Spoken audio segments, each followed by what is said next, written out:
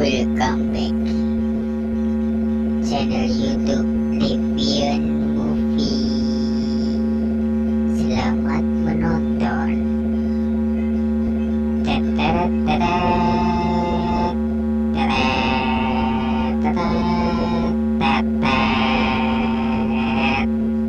Film diawali dengan seorang pria duda yang bernama Ki-hun. Ia bekerja serabutan dan terlihat menjadi beban bagi ibunya yang sudah renta. Dan oleh sebab itu, istrinya meninggalkannya dan memilih hidup dengan laki-laki lain yang lebih mapan. Dan bukan hanya itu saja, istrinya juga mengambil hak asuh anaknya. Dari setiap kesialan yang dialami oleh Ki-hun, ia tetap ingin menjadi ayah yang baik di saat hari ulang tahun putrinya. Ki-hun pun nekat mencuri uang tabungan milik ibunya dan dilipat gandakan dengan cara bermain judi, yaitu berupa balap kuda. Sangat membanggakan sekali, bukan? Dan alangkah beruntungnya Ki-hun, ia dapat memenangkan perjudian itu. Wow, keren. Namun di saat Ki-hun keluar dari arena, ia melihat segerombolan rentenir dan ia langsung sigap lari menghindari si rentenir. Namun sialnya Ki-hun tetap tertangkap oleh si rentenir itu. Dan ia mencoba bernegosiasi dengan membayar separuh hutangnya dengan hasil kemenangan berjudinya tadi. Namun saat ia memeriksa sakunya, ia sangat terkejut bukan main. Uang hasil berjudinya tadi hilang entah kemana. Jadi singkat ceritanya, di saat ia berlari menghindari si rentenir tadi, ia tidak sengaja menabrak cewek gemoy yang ternyata cewek itu yang telah mencuri uangnya. Akhirnya Ki-hun dipaksa untuk menandatangani kontrak perjanjian yang isinya bahwa jika Ki-hun tidak bisa melunasi hutangnya dalam waktu dekat, organ-organ tubuhnya akan diambil untuk mengganti hutangnya. Dari kesialan semua ini, Ki-hun merasa frustasi karena di hari ulang tahun putrinya, ia tidak bisa membelikan makanan-makanan yang enak serta hadiah yang indah. Kini ia merasa telah gagal menjadi ayah yang baik. Rasa di akhir hidupnya yang ia rasakan hanyalah kesialan dan kemalangan semata, dan serta hutang yang tidak sanggup ia bayar. Di saat Ki-hun hendak pulang, ia mendapatkan sebuah secerca harapan. Di saat ia merenung, ia dihampiri oleh seorang pria. Jika Ki-hun berhasil menyelesaikan permainan di sana, ia akan mendapatkan uang yang banyak. Singkat cerita, Ki-hun dibawa menggunakan bus yang berisi orang-orang yang bernasib sama dengan Ki-hun. Dan barang-barang mereka pun juga diambil untuk menjaga kerahasiaan. Singkat cerita, Ki-hun dibawa menggunakan bus yang berisi orang-orang yang bernasib sama dengan Ki-hun. Dan barang-barang mereka pun juga diambil untuk menjaga kerahasiaan permainan itu dan akan dikembalikan jika saat mereka pulang nanti. Di siang hari terdapat 456 peserta yang dikumpulkan. Terdapat 456 peserta yang dikumpulkan dari berbagai kota di Korea dan dikumpulkan di suatu ruangan yang besar. Permainan itu dikelola oleh seorang yang misterius. Wow, semisterius apa orangnya? Ia bertopeng hitam dan anak buahnya menggunakan pakaian yang serba merah seperti darah. Anjay, mereka sangat merahasiakan semuanya, termasuk identitas mereka tidak boleh diketahui oleh siapapun. Kembali ke permainan. Di sana Ki-hun bertemu banyak orang, antara lain Sanwoo, teman masa kecilnya Ki-hun, Ilnam, kakek tua penyakitan, Ali, seorang pekerja asing, seorang gangster bernama Doksu, seorang wanita bernama Miryong, dan seorang gadis berasal dari Korea Utara bernama Sebyok. Dan Sebyok itu adalah gadis yang pernah mencopet uang Ki-hun. Jadi saat melihat Sebyok, Ki-hun pun menjadi marah dan ingin melampiaskan kemarahannya. Dan sebelum sempat Ki-hun melakukan baku hantam, masuklah panitia ke dalam ruangan untuk menjelaskan peraturan permainan di sana. Dan gagallah Ki-hun berbaku hantam. Apa sekali dia. Adapun beberapa peraturan yang harus mereka patuhi, yaitu yang pertama, permainan tidak boleh berhenti di tengah permainan. Pemain yang menolak permainan akan dieliminasi. Permainan bisa dihentikan apabila disetujui semua pihak. Setelah menyetujui peraturan, mereka diarahkan ke ruangan lain untuk memulai permainan yang pertama. Game pertama yaitu lampu merah, lampu hijau. Di kejauhan sana ada robot raksasa berbentuk dedek kecil yang akan bertugas sebagai penjaga. Wow, dedek kecil bang. Di saat robot mengatakan lampu hijau, peserta diperbolehkan bergerak secepat mungkin agar mereka bisa sampai ke garis finish. sebelum waktunya habis. Namun saat robot itu mengatakan lampu merah, maka peserta tidak boleh melakukan pergerakan apapun. Jika peserta tertangkap melakukan pergerakan, maka akan tereliminasi, yaitu berupa ditembak mati. Wow, sangat mengejutkan sekali bukan? Ternyata senjata sudah disiapkan untuk mengeliminasi peserta. Senjata itu diletakkan dari berbagai macam arah. Semua itu sudah diatur oleh panitia, dan oleh karena itu banyak peserta yang tereliminasi dikarenakan ketakutan oleh suara tembakan. Gi-hun dan peserta lainnya yang tersisa terpaksa harus menyelesaikan permainan meskipun mereka dihadapkan ratusan mayat yang tergeletak di hadapannya.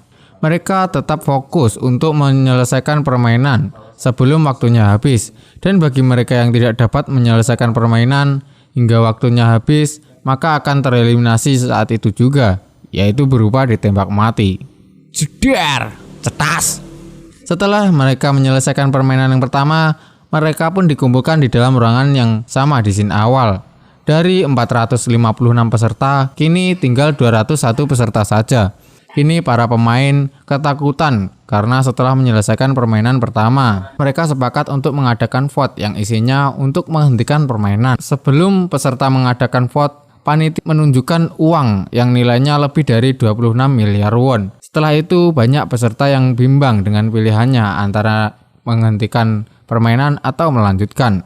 Setelah mengadakan voting, hasilnya imbang 100-100. Kini tinggal kakek tua penyakitan. Dalam renungan kakek penyakitan itu, ia berpikir antara melanjutkan atau tidak.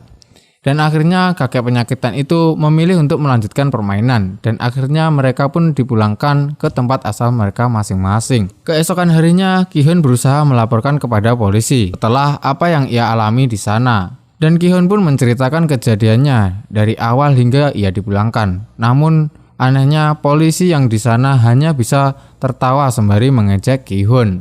Kemudian Gi-hun memberikan tiket permainan yang pernah Gi-hun dapatkan. Di balik tiket tersebut terdapat nomor telepon yang bisa dihubungi.